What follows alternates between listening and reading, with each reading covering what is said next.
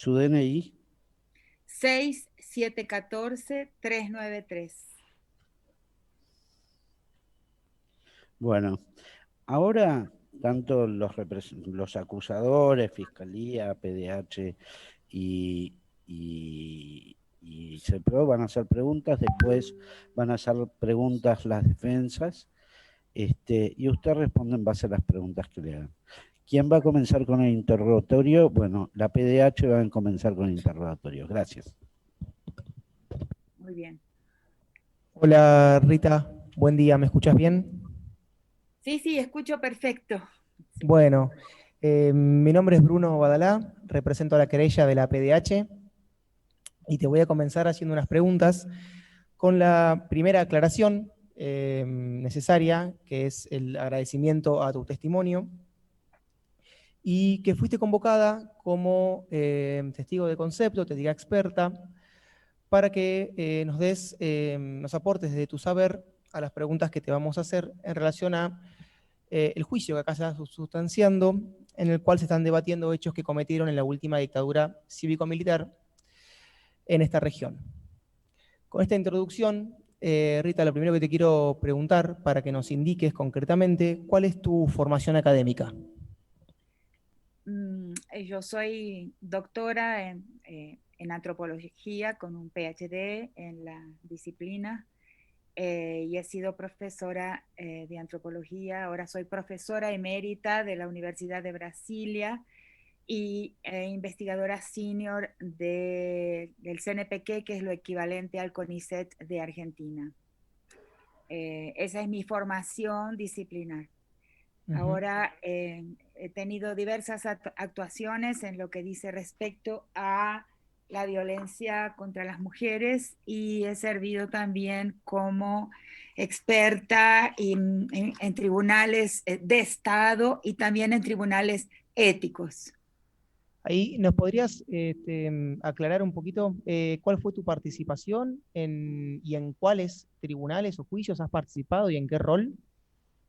Sí, entre los tribunales de Estado, quiero decir también que tengo 6 doctorados honoris causa y también 3 importantes premios en el pensamiento de las humanidades y los derechos, los derechos humanos.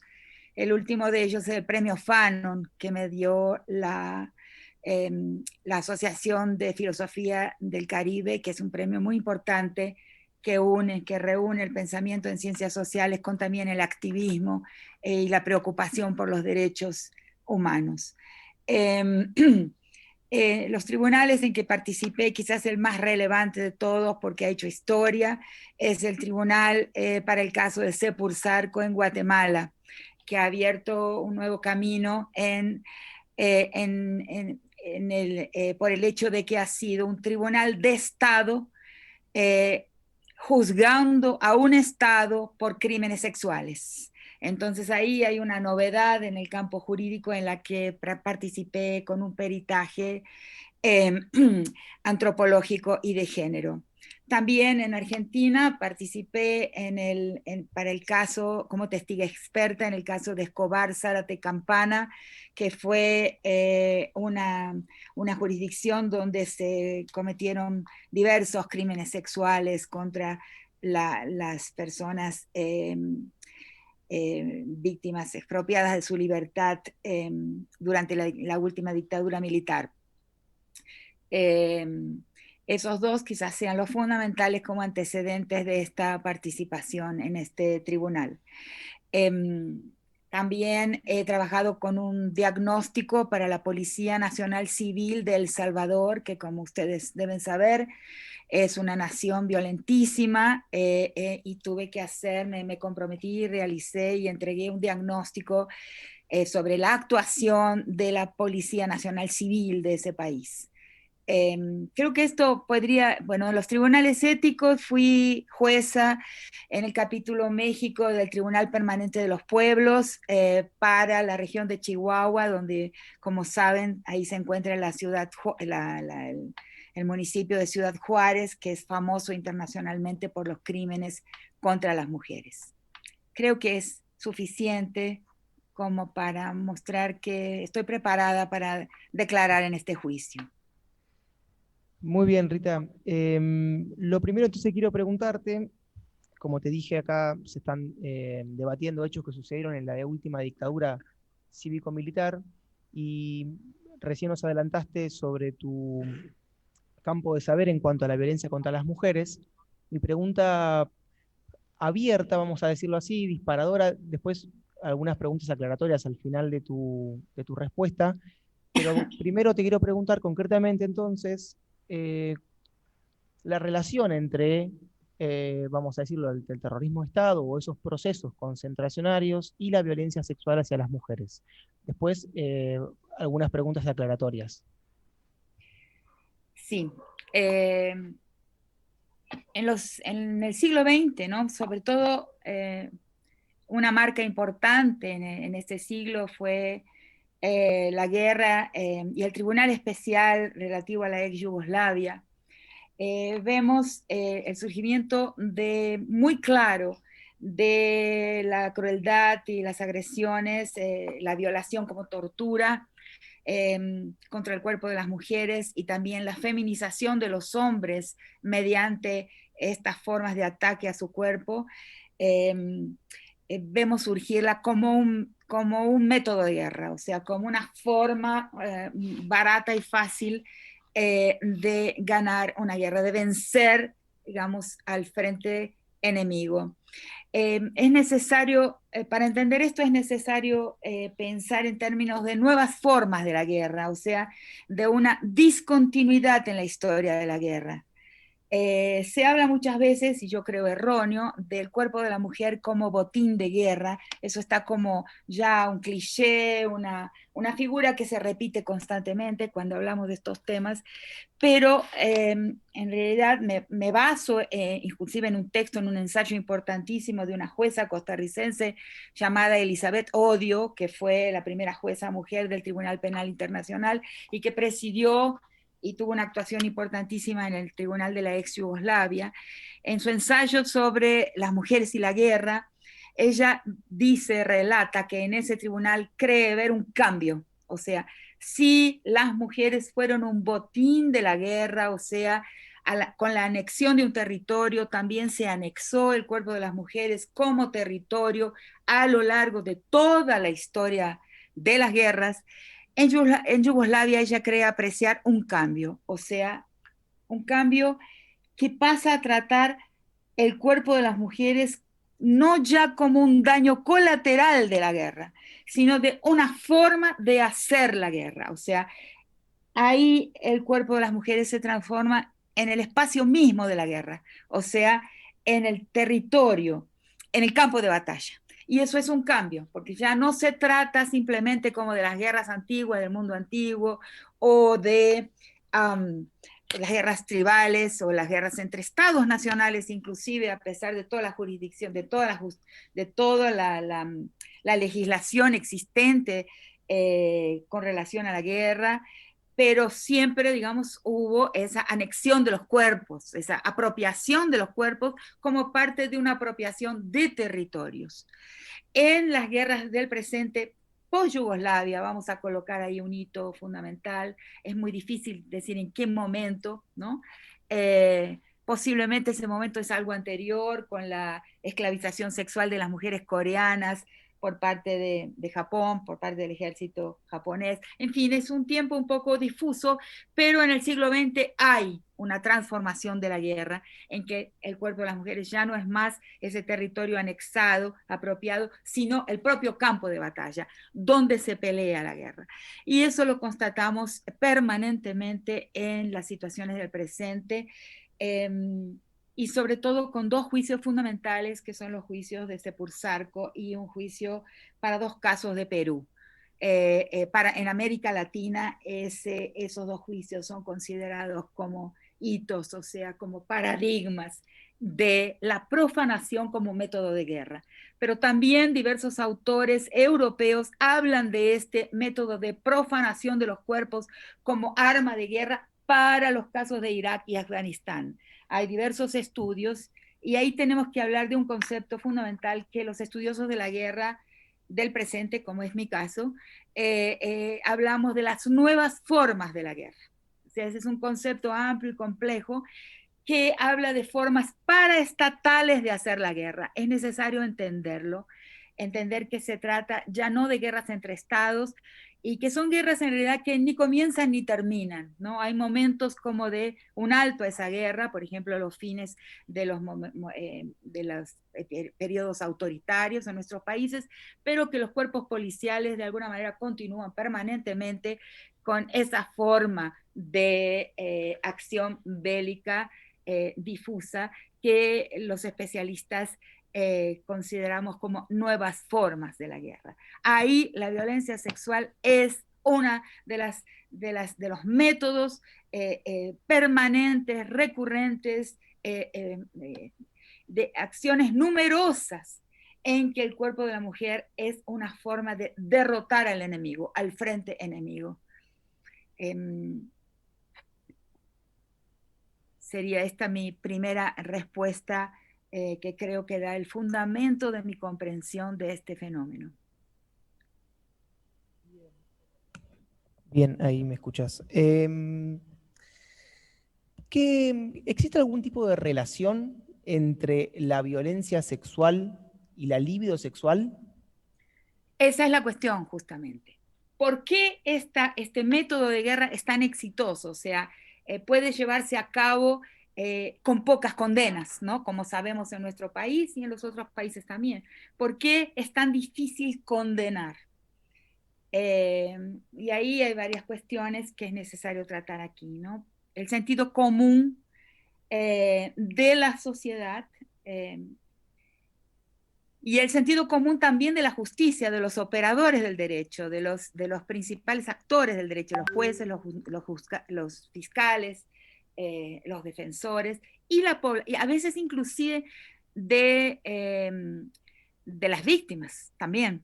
Ese sentido común nos ha llevado durante mucho tiempo, y los estrategas de la guerra lo saben, aunque es muy difícil escuchar cómo hablan, cómo programan sus acciones, cómo entrenan a sus cuerpos, y eso es lo más difícil porque no podemos encontrar, en el caso de Sepursarco, una línea en un manual de guerra, ¿no?, que uso en mi peritaje. Dice, por ejemplo, cuando se encuentren soldados que por su origen tienen escrúpulos, demuestran escrúpulos en el abordaje de los cuerpos de las mujeres y los niños, deben ser entrenados para que consigan perder esos escrúpulos. Eso está escrito en una línea, en centenas de líneas de manuales militares. Lo encontramos, ¿sí? Pero es más, digamos así, una transmisión oral.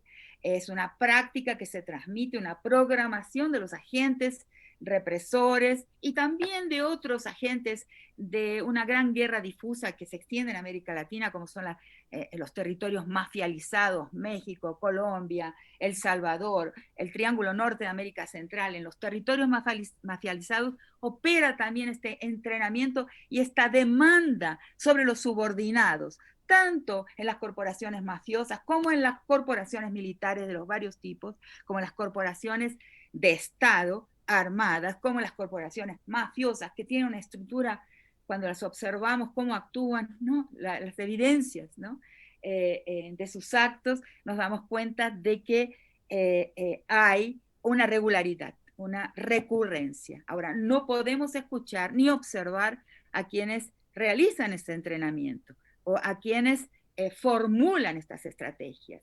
Este territorio, que es un territorio del poder, el poder no puede ser observado, es su definición fundamental. No podemos observar ni cómo decide cómo operar, ¿no?, ni cómo entrena a sus fuerzas. Uno de los adjetivos, los predicados más importantes asociados al poder es el secreto. Entonces nos podemos solamente guiar por el modus operandi, ¿no?, que es también un método de todas las policías del mundo. O sea, cómo opera, cómo son los resultados de la operación de las fuerzas que dominan un territorio, tanto mafiosas como corporativas de Estado. Entonces,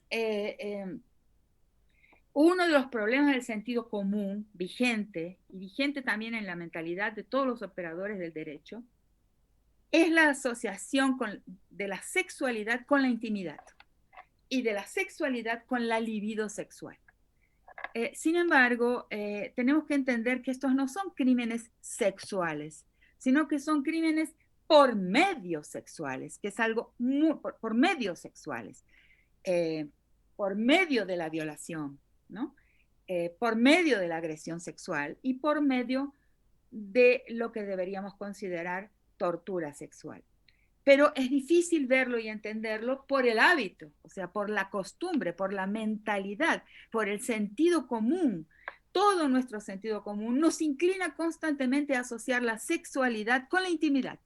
Por eso no hay muchas denuncias, porque en realidad en nuestro mundo la violación es equivalente a la muerte moral también de la víctima. Es un asesinato moral de la víctima, y no solamente de la víctima, sino sobre aquellas personas, figuras masculinas, el padre, el hermano mayor, el novio, el marido, que tendrían que actuar como capaces tutores de sus cuerpos.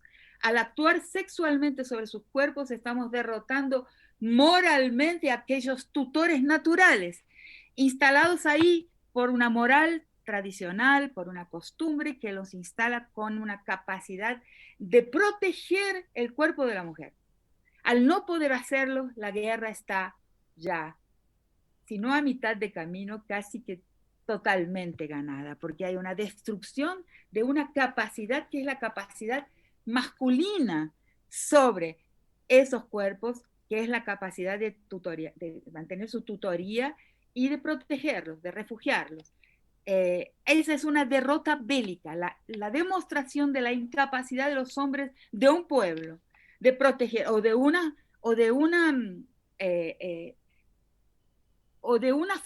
facción dentro de un pueblo, de proteger a sus mujeres.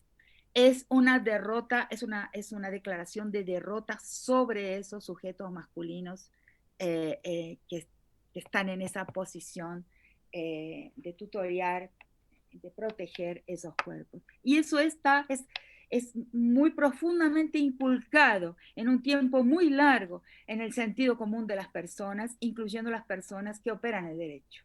Entonces, por eso, siempre, ese por un lado, y por el otro lado, la sexualización de la guerra, la sexualización de los ataques, permite clasificarla dentro del campo de la intimidad y de la libido sexual, ¿no? Cosa que es un error, y he defendido en muchos textos, en varios libros, hoy traducidos o en fase de traducción a varias lenguas, el error de la libidinización del crimen sexual. Es un crimen plenamente público y político, y no es un crimen de la intimidad de las personas. Recordemos, por ejemplo, el fallo en separado de la jueza Cecilia Medina, que presidió el Tribunal de la Corte Interamericana de Derechos Humanos en 2009 en Santiago de Chile para juzgar el caso del crimen del campo algodonero de Ciudad Juárez. Ella presidió el tribunal, y he analizado eso en más de un texto. Preside el tribunal Cecilia Medina, y tiene que dar su voto en separado. ¿Por qué?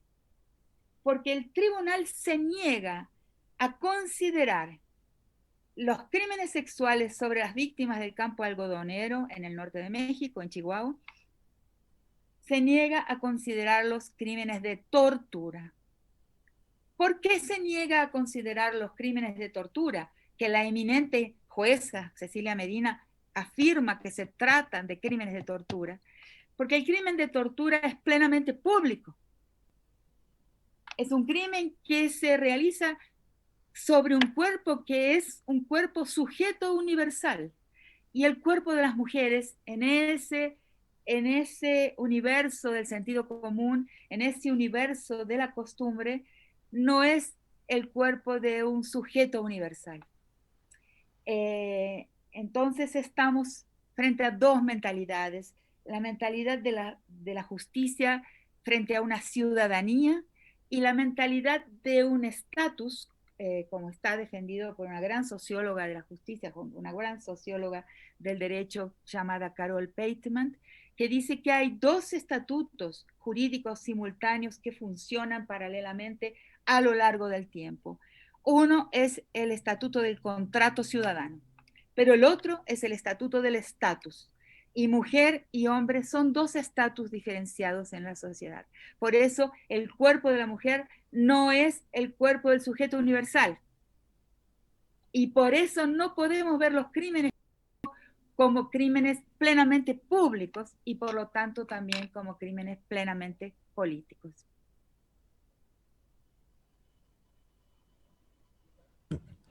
Rita, a ver si por ahí suena obvia la pregunta, pero por ahí para clarificar alguna idea. Entonces, puedo decir que los crímenes son crímenes políticos, ¿sí? Son crímenes políticos en el sentido de plenamente públicos, que es lo que nuestra mentalidad de todos nosotros y nosotras, por la formación que tenemos, por la costumbre, no consigue colocar en ese lugar. Siempre los romantiza de alguna manera, ¿no? Un soldado va por un campo en Veracruz con sus compañeros y de repente, esto es lo que estoy relatando, un caso verídico, en México, va en 2007 caminando un grupo de soldados en un momento observando un plan alto veracruceño y se cruza con una señora de 72 años y su libido sexual se enciende de forma incontrolable y violan colectivamente a esta señora de 72 años, una indígena nahuatl llamada Ernestina, y ella moribunda declara que muere por violación. ¿Qué libido es esa? Pensemos por un momento. ¿Qué libido es? Una libido que se enciende en condiciones de servicio, o sea, y de servicio militar, ¿no? Es muy difícil imaginar qué libido sexual del deseo amoroso que inspira un cuerpo de una señora de 72 años. Es paradigmático ese caso. Es un caso paradigmático para comprender el error de la libidinización de los crímenes sexuales cuando realizados en situaciones de prestación de servicio en Fuerzas Armadas. Este caso que nos contás es un caso real de México, Real, ¿nos dijiste? real. El nombre exacto se los puedo dar en este momento. Como es una indígena náhuatl, es Ernestina Asensio Rosario, 6 de febrero de 2007, Tetlatzinga. Pero es un clásico, ¿no? Porque es necesario, porque nos permite entender que la libidinización es un error, es un error. Y recién, te pregunto porque recién dijiste dos casos de Perú que también eran paradigmáticos para explicar la profanación de los cuerpos. ¿Y qué casos de Perú te referís? Me refiero a los casos de Perú, de Manta y Vilca en Perú, ¿no? Bueno, en la guerra represiva peruana se dieron muchos casos de violencia sexual. En todas las guerras contemporáneas, ¿no? Eso está ampliamente estudiado y hay gran bibliografía sobre el tema. Lo que pasa es que la justicia en los estados, como son nuestro estado, el estado argentino, como ha sido el caso de Guatemala, como ha sido el caso de Perú, que son dos países donde la violencia sexual de Estado, o sea, cuando las fuerzas estatales pasan a actuar paraestatalmente. Porque lo que pasa con nuestros estados latinoamericanos es que son inmensamente frágiles, inmensamente vulnerables a la inflación de una esfera paraestatal de control de la vida. Y esa esfera paraestatal de control de la vida tiene muchos aspectos, muchos tipos. Uno de los tipos es el que conocemos y estamos tratando en este juicio, que es el tipo de la paraestatalización de las fuerzas estatales, o sea, cuando fuerzas que son estatales pasan a actuar paraestatalmente, o sea, fuera de las leyes, fuera de las leyes aceptables para un Estado democrático, como fue el caso de Argentina, y este juicio está en ese contexto, y eso no se puede olvidar. O sea, cualquier acción militar o policial en una situación de estado de excepción tiene que ser considerada de una forma específica en consideración a ese contexto, a lo que ese contexto autoriza en la el absoluto desrespeto y usurpación de la soberanía sobre el último territorio que el sujeto humano tiene soberanía, que es el cuerpo. O sea, el cuerpo es el último territorio de la soberanía de cualquier sujeto. Y en un estado de excepción, esa soberanía sobre el último territorio natural de jurisdicción del sujeto desaparece, o sea, es usurpada, es expropiada, es un estado de excepción. Entonces, esto que estamos tratando aquí, este caso, hay que tratarlo y comprenderlo en esas condiciones, en las condiciones en las que nadie es libre, y tampoco es libre un subordinado, tampoco un subordinado de las fuerzas de seguridad es libre. Te hago una pregunta, que recién dijiste, bien te referís al contexto en el cual estamos en este juicio, y hablaste del asesinato moral de la víctima. Te hago una pregunta que tiene que ver con si vos notaste en tu experiencia dificultad en las víctimas para declarar lo que sucedió, pensando que pasaron ya 45 años, y si tiene relación este concepto de muerte moral con la imposibilidad o la dificultad para declarar, y si es posible un tipo de reparación para esas víctimas. Sí, claro que he notado. El asesinato moral de la víctima es algo que ella también que ha introyectado. Por eso, por ejemplo, en el caso de Argentina es notable cuánto han demorado las denuncias, o sea, los juicios que incluyan la violación sexual como una violación, como diría la jueza Cecilia Medina, de delito contra el cuerpo universal, contra el cuerpo del sujeto universal, como un delito público, o sea, como un delito que se debe denunciar dentro de las acusaciones de tortura. En nuestro país eso ha tardado demasiado en ser visto de esa manera, tanto por las víctimas como también por los tribunales. Y eso lo debemos reparar, o sea, serán históricos los tribunales que consigan sentar iniciativa y jurisprudencia y mostrar que se trata de delitos públicos. Entonces, la víctima no ha denunciado, sobre todo los hombres no denuncian, que no sabemos. En el caso de las mujeres podemos tener una visión general por el contexto mundial y sobre todo el contexto latinoamericano de que han sufrido esa expropiación de soberanía sobre su cuerpo, que a veces no es necesariamente una violación genital, pero son diversos tipos, son toques, ¿no? Es la desnudez. O sea, toda usurpación de soberanía sobre el cuerpo, yo la clasifico dentro del crimen de violación. O sea, la persona tiene que poder decidir sobre su cuerpo territorio, ¿no? Es su último espacio de soberanía y libertad. Entonces, cuando se expropia esa soberanía, ahí ya estamos frente a una situación de violación sexual, ¿no? La mirada sobre el cuerpo, ¿no? Imagínense un cuerpo plenamente uniformado frente a un cuerpo desnudo, de hombre o de mujer. Es una violación, es una usurpación de violación de soberanía.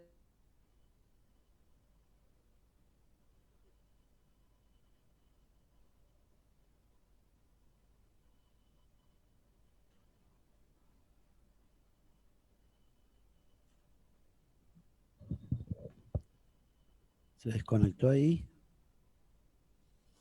Las víctimas en todos los lugares han tenido una enorme dificultad en proceder a las denuncias, en denunciar y en relatar, porque ahí tenemos el ruido, la disonancia entre los dos estatutos. El estatuto ciudadano, que debe denunciar, y el estatuto del estatus, que coloca a la víctima y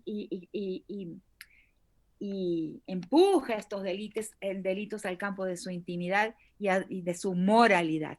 Ahí tenemos una dificultad específica para este tipo de casos, que es necesario verla y respetarla y comprenderla, analizarla, y entender la dificultad en la denuncia, porque cuando se denuncia y cuando viene a la luz del día este tipo de agresión, la víctima es automáticamente revictimizada por la mirada pública, por el ojo público. Hay una revictimización y una estigmatización de la víctima. Cuando es hombre, todavía peor.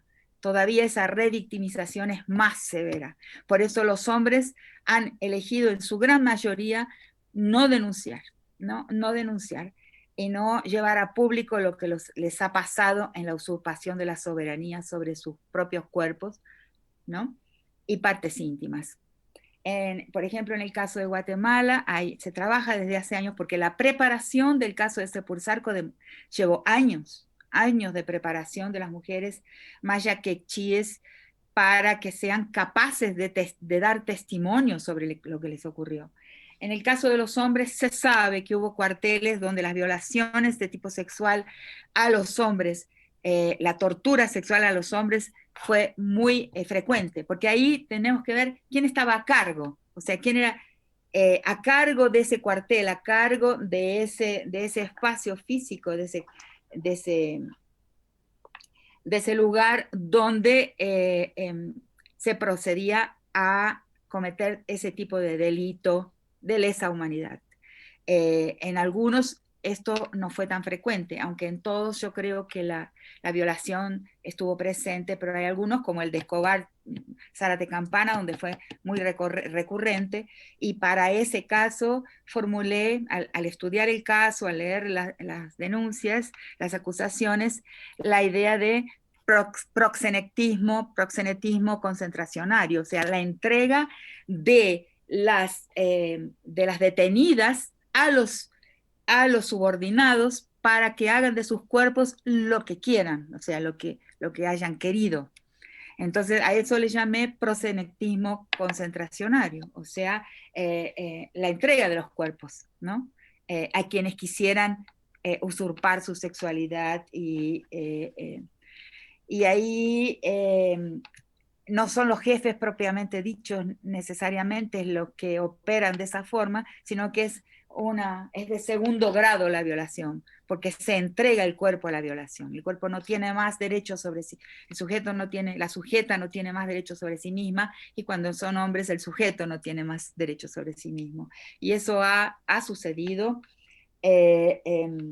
Entonces, ahí sucede una revictimización, por eso son tan difíciles las denuncias y las declaraciones en público, ¿no? Porque se mezcla lo íntimo con lo público y debe hacerse público, o sea, se mezcla lo que hemos sido enseñadas a sentir como íntimo, y hemos sido enseñados cuando se trata de hombres violados, enseñados a sentir como íntimo, como privado, y es necesario infringir esa costumbre, digamos, esa moralidad, esa tradición de pensar lo sexual como campo de la intimidad, y no entender que las agresiones, que la guerra por medios sexuales no son campo de la sexualidad misma, sino de la guerra. Pasar de un campo que habíamos entendido como el campo de la sexualidad, de la relación sexual, al campo de la guerra y de la agresión sexual de guerra, como método de guerra.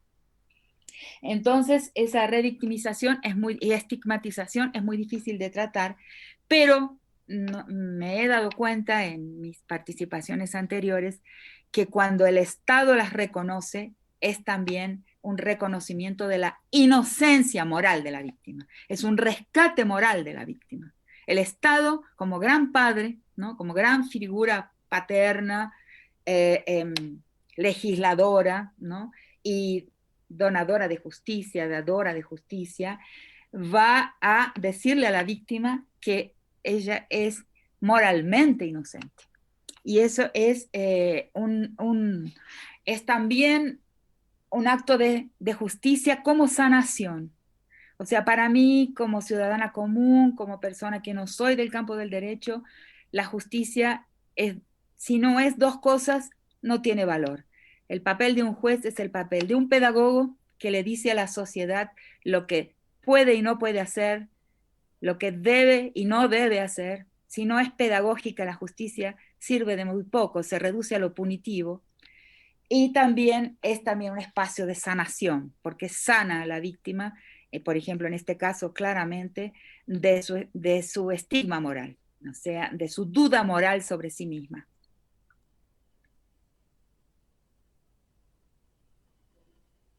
Clarísimo, Rita. Tengo creo que por ahora una última más. Un poco lo dijiste, pero para poder por ahí conceptualizarlo concretamente, la naturaleza impersonal de los hechos que suceden en contextos como los de lesa humanidad que estamos acá juzgando. Vos tenés un concepto trabajado sobre femigenocidio. Sí. ¿Qué nos puedes aportar de ese concepto concretamente sobre lo impersonal o lo sistémico que tienen que ver estos tipos de violencia en estos contextos? Sí, y que es un concepto, una categoría que está comenzando a ser introducida y objeto de reflexión por miembros de la Comisión Interamericana de Derechos Humanos. Porque justamente por la recurrente empuje, arrinconamiento de los crímenes sexuales a crímenes de la intimidad, eh, fui viendo en los muchos casos, sobre todo en América Central y México, y también en Colombia, que son los países en que más he trabajado y pensado sobre estos temas.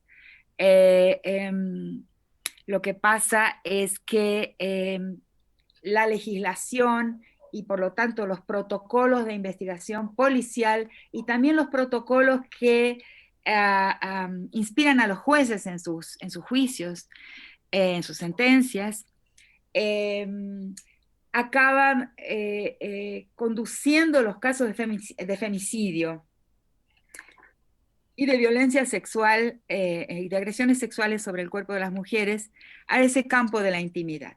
Entonces, el femicidio es visto casi siempre como un crimen de personas que se encuentran en relación, un crimen que puede ser referido y remitido a la interpersonalidad.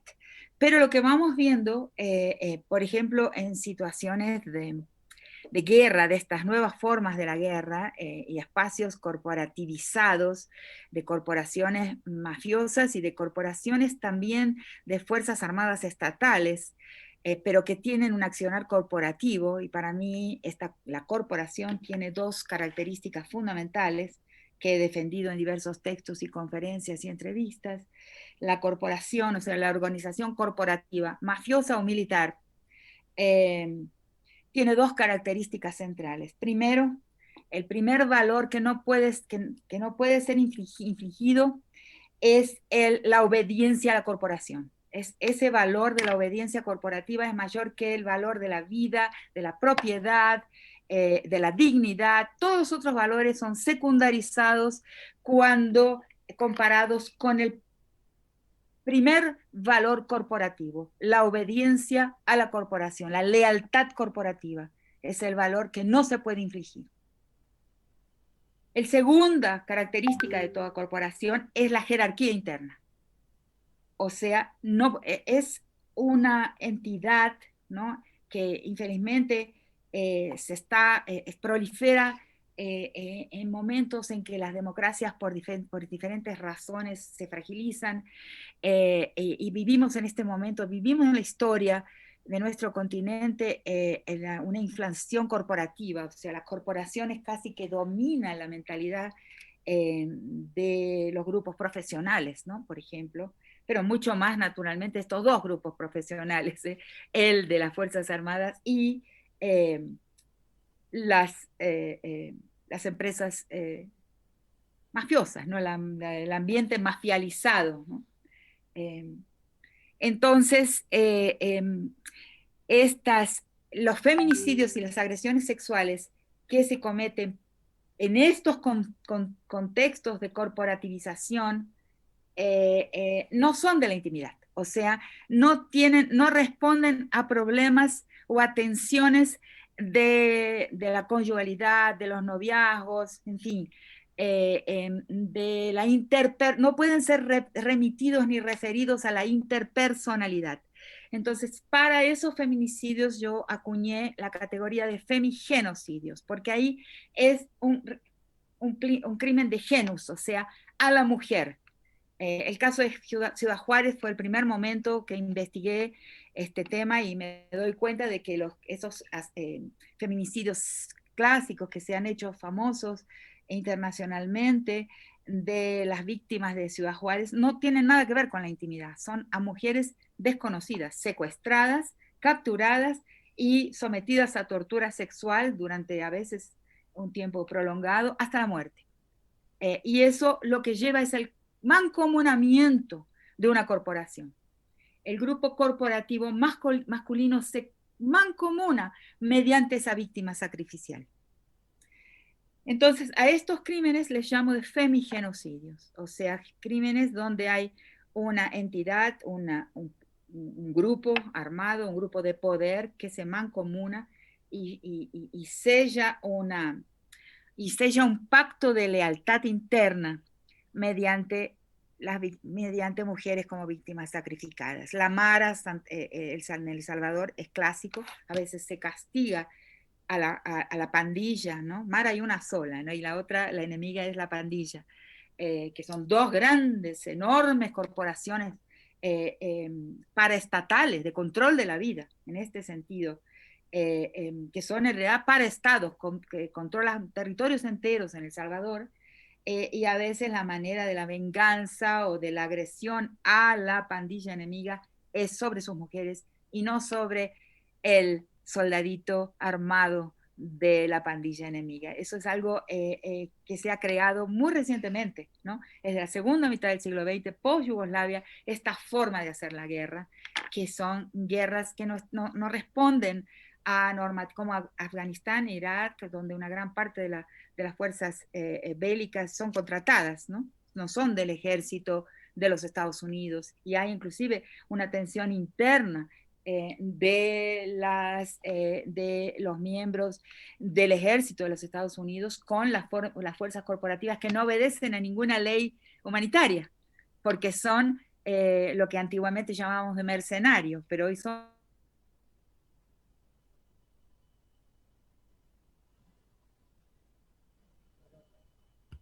Perdón, Rita, creo que te has muteado. Sí. Pero ya creo que se entendió.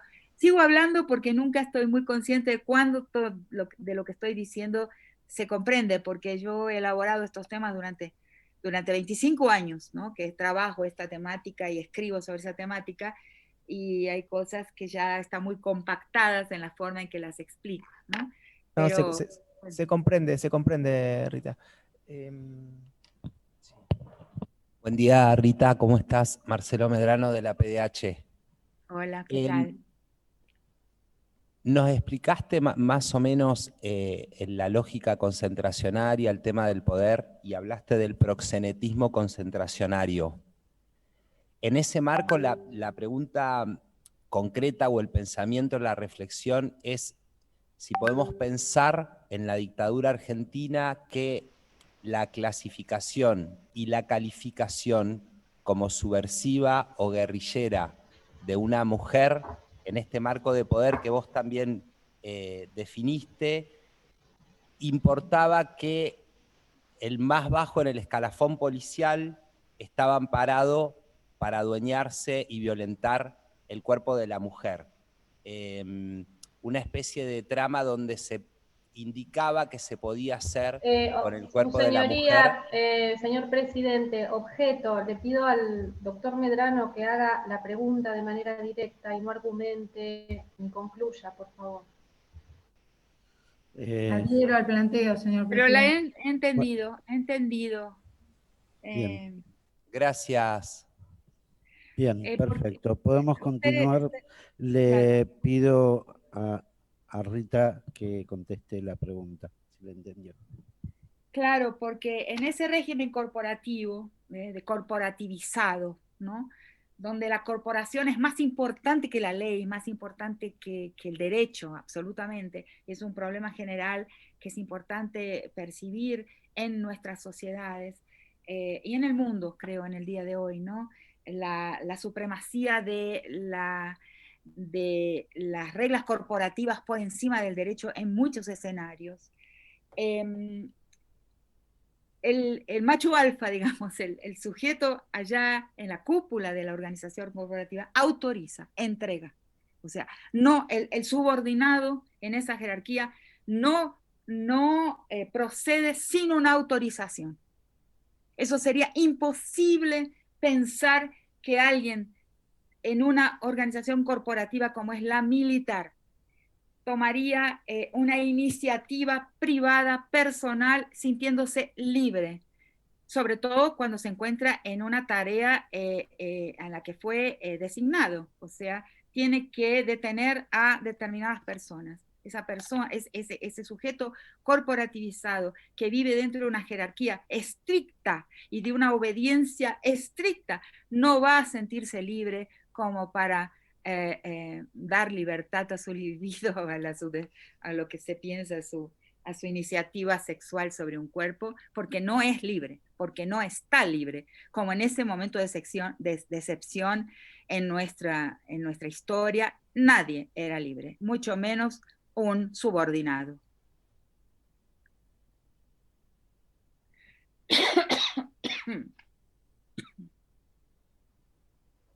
Doctor Medrano.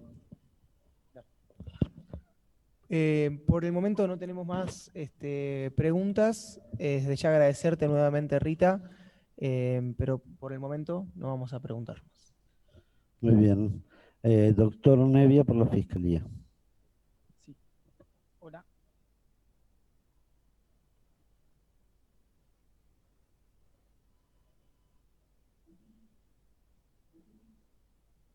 Un problema.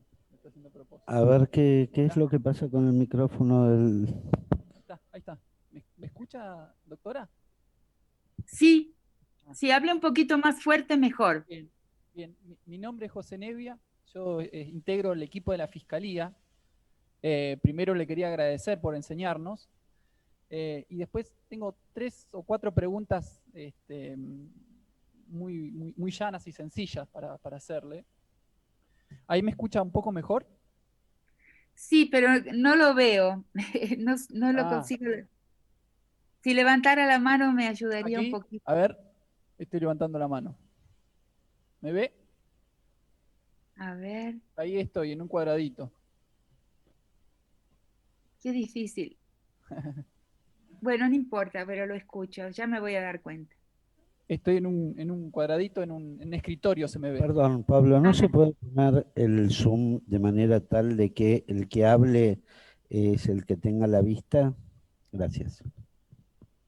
Ahí Ahí estoy. está. ¿Me ve? Ahí está, sí, sí. Bueno. No, le decía que quería agradecerle por lo que nos está enseñando y hacerles, son 3 o 4 preguntas aclaratorias a lo que nos viene explicando. Lo primero que le quería preguntar es, nos habló de este cambio de métodos, de los métodos de la guerra y el cuerpo de la mujer como un campo ya de batalla y la violencia sexual como uno de esos métodos. Y nos habló de estudios de casos en otros países, y usted nos contó que participó en un juicio aquí en Zárate Campana, y la pregunta es si usted observó, identificó que ese cambio de métodos y esa violencia sobre el cuerpo de la mujer pasó aquí en Argentina en la última dictadura militar en los distintos centros clandestinos de detención y tortura. No he hecho una historia inclusive porque he vivido fuera del país, estoy retornando recientemente, estudié el caso de Zárate Campana. Yo creo que esa historia de cómo, justamente lo que dije de otra forma al principio, no solamente yo creo que el estudio de esa historia de los métodos represivos eh, está pendiente. La historia de cuándo se empieza a denunciar, por qué no se denunció hasta un determinado momento, y también en qué momento empieza a operar la represión de esa forma en nuestro país. Es un trabajo que está pendiente para los especialistas realmente, creo. Está el libro organizado por María Sonderegger sobre ese tema, pero se necesita más trabajo para comprender. En el caso de Guatemala fue sencillo porque inclusive no fue sencillo. Hay una condena de 100 años por un caso, una condena de un Estado a sí mismo, a sus propios agentes, de 100 años por el crimen sexual de Estado, porque pasa a ser considerado un crimen sexual de agentes estatales. Pero encontramos en un manual esa línea, por ejemplo, y encontramos relatos de los propios soldados cuando terminada la guerra hubo relatos, testimonios de los propios actores de la guerra, relatando cómo fueron forzados y entrenados para violar. Pero en Argentina no hay ese material todavía. No existen esos relatos. De los subordinados, porque de los mandantes no creo que pueda llegar a verlos. Pero de los subordinados sí es importante hacer esa historia y recoger sus relatos. Bien. La otra pregunta que le quería hacer, usted nos ilustró sobre, bueno, lo que implica la violación a la soberanía del cuerpo, que toda violación a la soberanía del cuerpo es una violación. Habló de exposición a la desnudez y otras prácticas. Y mi consulta es, a partir de lo que nos relatan las víctimas acá, si ir al baño en presencia de los captores, siendo mujer y el captor un varón, también integra esas prácticas que usted conceptualiza de esta manera.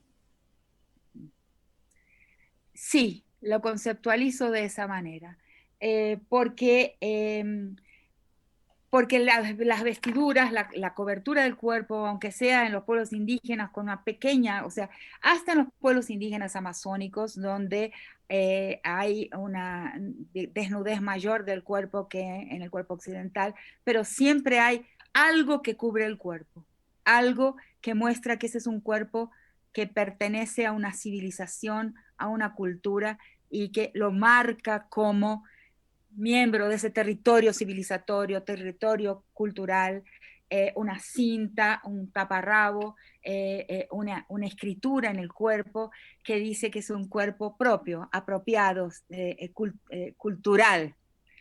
El cuerpo desprovisto completamente, expuesto completamente, es un cuerpo que está expropiado en un sentido profundo, o sea, entonces debe respetarse en cada cuerpo cuáles son, digamos, las marcas de la soberanía de los sujetos y sujetas sobre su propio territorio cultural. En nuestro mundo, ir al baño, estar vestido frente a los otros, es una de las marcas de nuestra pertenencia a un mundo humano, o sea, a un mundo de cultura. Bien. Bien, gracias. Y la última que le quiero hacer a usted como por su experiencia y como experta, nosotros como operadores judiciales, y en mi caso concreto como varón, y como varones que somos mayoría aquí, ¿qué es lo peor que podríamos hacerle a una víctima que nos viene a contar aquí su experiencia? Claro, primero no escucharla, o sea, el Estado es solo en un largo trabajo que hice para una muy importante proyecto de una ONG de Bilbao, una ONG vasca, y se puede consultar, está en internet y se llama Flores en el Asfalto. Uno se va dando cuenta de que un buen Estado es una buena oreja, es una buena escucha. El Estado debe prestar su escucha, sobre todo y muy especialmente a quien se encuentra en una situación de despoder, de estatus inferior, como somos las mujeres. Las mujeres no somos ciudadanas plenas, en el sentido común. O sea, yo sé por mis estudios que cuando los abogados hacen sus cursos de derecho, se preparan para trabajar para una ciudadanía. Esa ciudadanía no existe. No hay una ciudadanía en la cual hombres y mujeres, negros y blancos, indios y blancos, extranjeros y blancos, tenemos una posición plenamente humana y ciudadana, ¿no? Entonces, el derecho debe ser concebido dentro de esta realidad, de este escenario verdadero, o sea, donde hay personas más y personas menos. Y las mujeres, todas nosotras, en situaciones de escucha, en situaciones en que nos vemos necesitadas de colocar una queja, somos objeto de sospecha moral. Es desde la Biblia que es así. O sea, es bíblico, es atávico, es absolutamente antiguo y además universal, en el sentido de que en los 5 continentes hay mitos de origen que muestran que una vulnerabilidad moral de la mujer es que dio, y su castigo, ¿no? En nuestro mundo es Eva. O sea, Eva fue vulnerable como Adán no fue. Entonces, la queja de Eva tiene menos valor que la queja de Adán, porque él fue un sujeto pleno que resistió la tentación. Eva no. Es es fundacional en nuestra afectividad y en nuestra conciencia el relato del Génesis, y eso está en diversas sociedades de los 5 continentes. Hay un crimen femenino, una desobediencia femenina que es castigada, y ahí comienza la historia. Entonces, eso está narrando un momento histórico realmente, porque ¿qué es el mito? Es una compactación de una escena realmente histórica que ha existido y que posiblemente, no posiblemente, yo realmente creo que probadamente por su universalidad y su carácter arcaico, de una profundidad temporal inmensa, nos muestra que la reducción de la mujer a una posición subordinada, de estatus subordinado, es una de las piedras fundamentales del comienzo de la historia, ¿no? Que es lo que hay que corregir y que es lo que las leyes intentan todo el tiempo corregir sin conseguirlo, porque las personas no tienen plena conciencia de cuánto están formateadas por esta idea de un pecado original femenino que debe ser castigado para que la humanidad exista con sus leyes. Entonces, por eso, cuando las mujeres, eso es observable y lo observé en ese gran proyecto de Mugarik Gabe, la ONG vasca, cuando la mujer va a colocar su queja, siempre esa queja es escuchada por los agentes estatales y por la sociedad en general con desconfianza. Nosotras las mujeres somos objetos de una mirada de sospecha y una escucha de sospecha sobre nuestras acciones e intenciones. Muchísimas gracias, doctora. Gracias, muchas gracias. Bueno, muy bien. Doctora Delgado, ¿alguna pregunta? No, señor presidente, no tengo ninguna pregunta. Muchas gracias. Doctora Labat, ¿alguna pregunta? Una sola, señor presidente. No sé si me observa Rita. Creo que sí, doctora, creo que la ¿Sí? vemos. Ah, bien. No, ahí usted habló del cómo denomina entonces a esos abusos a las mujeres, cuando usted dijo que no se trata de una relación de interpersonalidad, que no nacen de esa relación, por ejemplo, dijo de noviazgo concretamente. ¿Cómo lo denomina usted? Eso no lo alcancé a escuchar. Ah, bueno, lo denomino femigenocidio. Femigenocidio, bien. Porque es un ataque a la mujer desconocida, o sea, como genus, o sea, Bien. como miembro de la clase de género del grupo antagónico. Bien, perfecto, eso quería saber. ¿Usted cree que en la actualidad, con todos los movimientos que se hacen, justamente habló en relación a la legislación y a los intentos, se ha cambiado esta idea de que de la reducción de la mujer, de la escucha de la mujer cuando concurre a organismos a denunciar algún hecho? ¿Usted cree que eso está erradicado actualmente?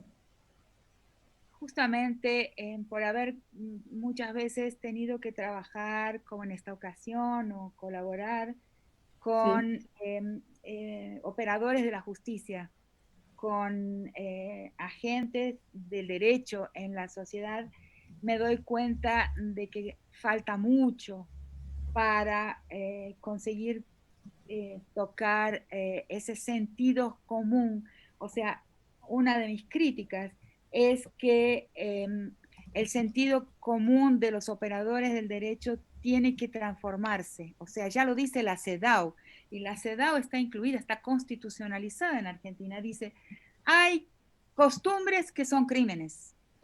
Entonces, eso es un cambio muy grande, porque nuestra cabeza, la cabeza de todos nosotros y nosotras, está formateada por la costumbre, está programada por la costumbre, que es lo que estoy llamando aquí de sentido común, de moralidad. Pero cuando se actúa técnicamente en el derecho, no hay que dejar que esa costumbre se infiltre en el razonamiento de los operadores del derecho. Tienen que blindarse contra el efecto de la costumbre, porque todos caemos en una, digamos, en el orden desigual, patriarcal, no ciudadano, en nuestros afectos, en nuestras emociones, como también caemos en el racismo. O sea, pero sobre todo un juez, un fiscal, un defensor, todos y todas tienen que conocer esa fragilidad de nuestra mentalidad y saber que la CEDAW, que es una convención sacramentada ya, dice que hay costumbres que son crímenes. Bien, muchas gracias. Eso, bueno, la pregunta es muy buena, te la agradezco. Muy importante, porque falta transformar la mentalidad de los jueces. Muchas gracias, Segato, muchas gracias. Muy bien. Doctor Repetto, ¿alguna pregunta? No, señor presidente, agradecerle a la testigo nada más sus palabras. Gracias, su testimonio. Muy bien. Gracias. Doctor Tejada, ¿alguna pregunta? No, doctor Cabral, muchas gracias. Bueno. Perdón. Sí. Yo, acá, presente. Antes de cerrar, quería hacerle una última... Rita, ¿me escuchás? A ver. Sí, a ver. Sí. Nuevamente, Bruno, por la querella de la PDH, simplemente un agradecimiento especial. Fuiste una testigo de concepto ofrecida por esta querella y que es un organismo de derechos humanos, y es muy importante para nosotros haber contado hoy con tu testimonio y quería especialmente agradecértelo. Nada más. Muchas gracias. No es más que mi obligación. Es mi obligación. Bueno, doctora Segato, le agradecemos mucho su testimonio.